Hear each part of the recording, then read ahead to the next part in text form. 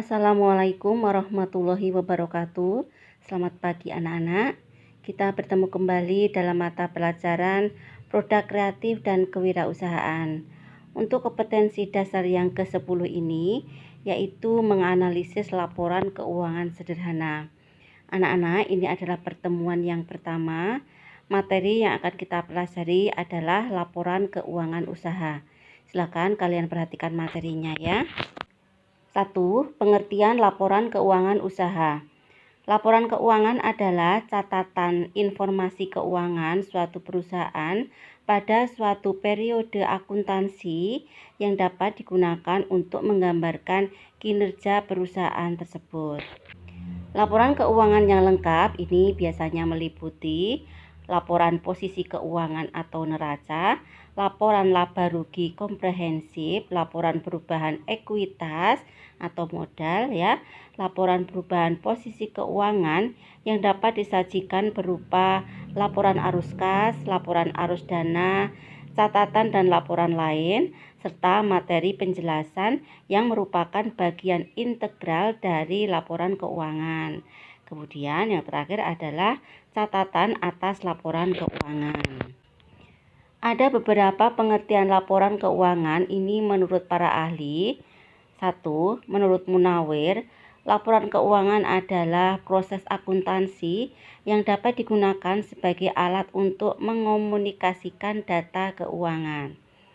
Sedangkan menurut M. Sadeli, laporan keuangan adalah hasil dari proses akuntansi dan merupakan informasi historis.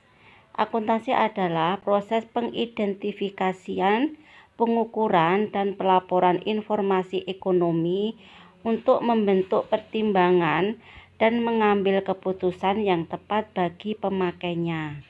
Sedangkan menurut Hanafi dan Halim, laporan keuangan usaha adalah salah satu sumber informasi yang penting selain informasi industri, kondisi perekonomian, pangsa pasar usaha, kualitas manajemen, dan lainnya. 2. Manfaat laporan keuangan bagi usaha. A. Evaluasi bisnis. Dengan adanya laporan keuangan, kita dapat mengevaluasi hal-hal yang dapat meningkatkan pendapatan usaha atau meningkatkan pengeluaran keuangan usaha.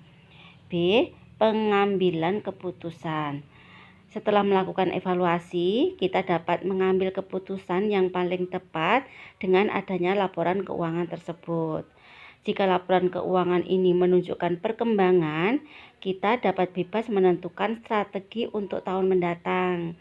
Selain itu, kita dapat juga menentukan inovasi apa yang akan kita kembangkan. C. Pinjaman modal. Laporan keuangan ini merupakan salah satu syarat untuk mengajukan pinjaman modal ke bank atau kreditur lain.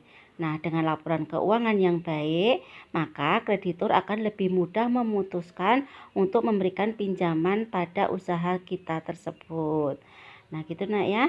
Jadi suatu bank itu akan memberikan pinjaman kepada kita apabila laporan keuangan kita itu menunjukkan perkembangan yang baik. Nanti dikhawatirkan kalau tidak menunjukkan perkembangan yang baik, kita tidak bisa melakukan pengembalian kepada pihak bank. D. Penentuan pajak.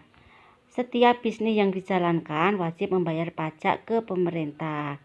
Nah, dengan adanya laporan pajak, pengusaha akan mudah menentukan besarnya pajak yang harus ditanggung oleh usaha. Nah, maksudnya begini nak ya, kalau laporan keuangan ini menunjukkan besaran keuangan suatu usaha, maka kita juga menentukan besaran pajak yang akan kita bayarkan ke pemerintah. 3. Jenis laporan keuangan. Laporan keuangan secara sederhana adalah informasi mengenai keuangan sebuah usaha yang dapat digunakan untuk melihat kinerja usaha tersebut dalam suatu periode tertentu. Nah, dengan adanya laporan keuangan, maka para pemilik usaha atau manajemen dapat melihat lebih jelas kondisi keuangan usaha berdasarkan data aktual kondisi usaha.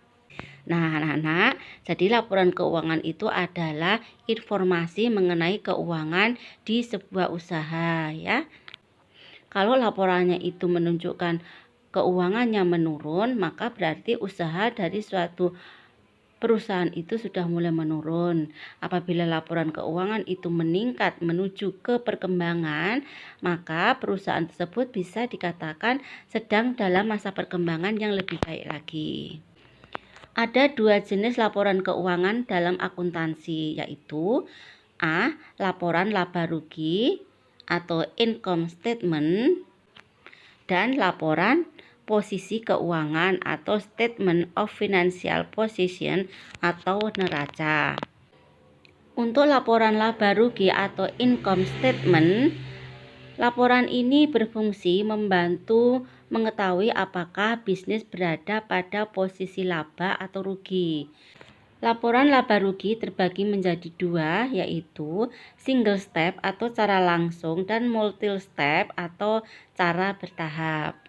Laporan laba rugi atau single step secara langsung ini menjumlahkan seluruh pendapatan dari atas sampai bawah dalam satu kelompok, kemudian menguranginya dengan total beban atau biaya dalam periode yang berlaku.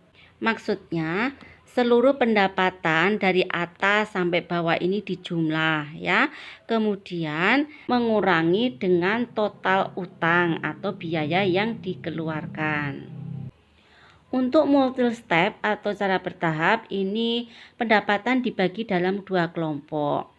A. Untuk pendapatan operasional usaha ini berasal dari kegiatan pokok. Kemudian pendapatan yang non-operasional usaha, ini pendapatan yang berasal dari luar kegiatan pokok. Anak-anak, ini adalah contoh laporan laba rugi. Kita lihat di sini ya. Ini PT Delight Mandiri, laporan laba rugi untuk tahun yang berakhir pada 31 Desember 2019. Kita dalam ribuan rupiah ya. Pendapatan 1.240.000. Kemudian harga pokok penjualan 570.000. Kemudian laba kotor ini pendapatan dikurangi harga pokok penjualan sama dengan 670.000. Kemudian dikurangi dengan biaya operasional sebesar 265.000. Maka earning before interest and tax atau EBIT-nya adalah biaya kotor dikurangi biaya operasi sama dengan 405.000.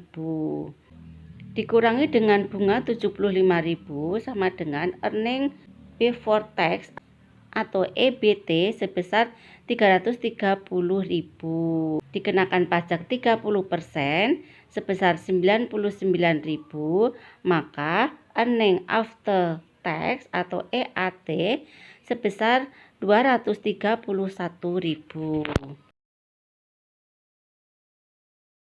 Sekarang laporan posisi keuangan atau statement of financial position atau neraca. Laporan posisi keuangan atau neraca adalah jenis laporan keuangan yang menyajikan akun-akun aset, liabilitas, dan ekuitas dalam satu periode. Aset ini adalah harta ya, liabilitas ini utang, ekuitas ini adalah modal. Neraca biasanya terdiri atas dua bentuk, yaitu bentuk kontrol atau horizontal, ini account form, dan bentuk vertikal atau staffel report form.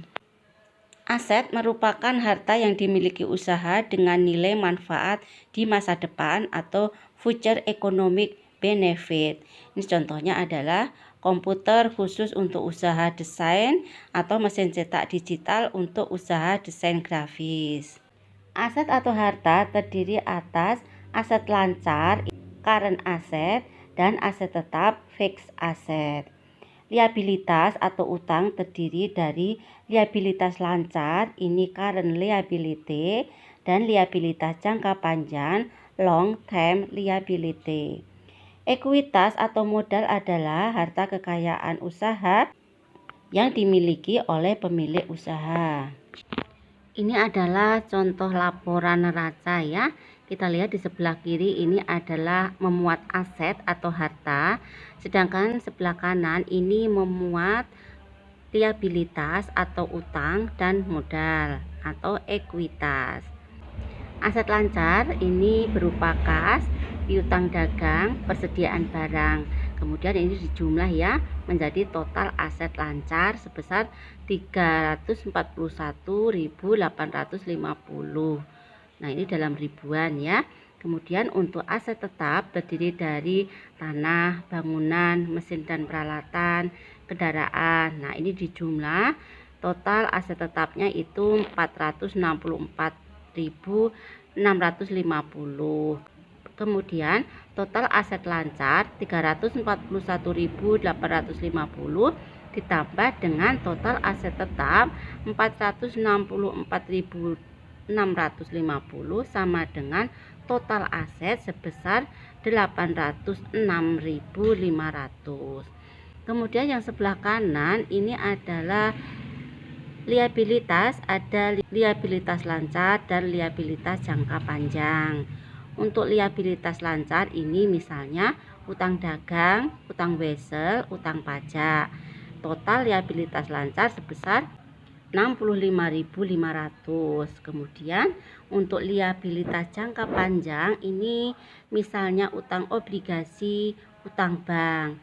Nah, ini dijumlah menjadi sebesar 254.000.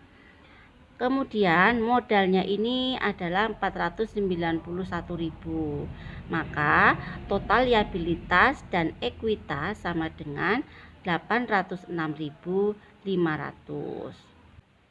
Jadi jumlahnya harus sama ya, antara jumlah total aset dengan total liabilitas dan ekuitas itu harus sama.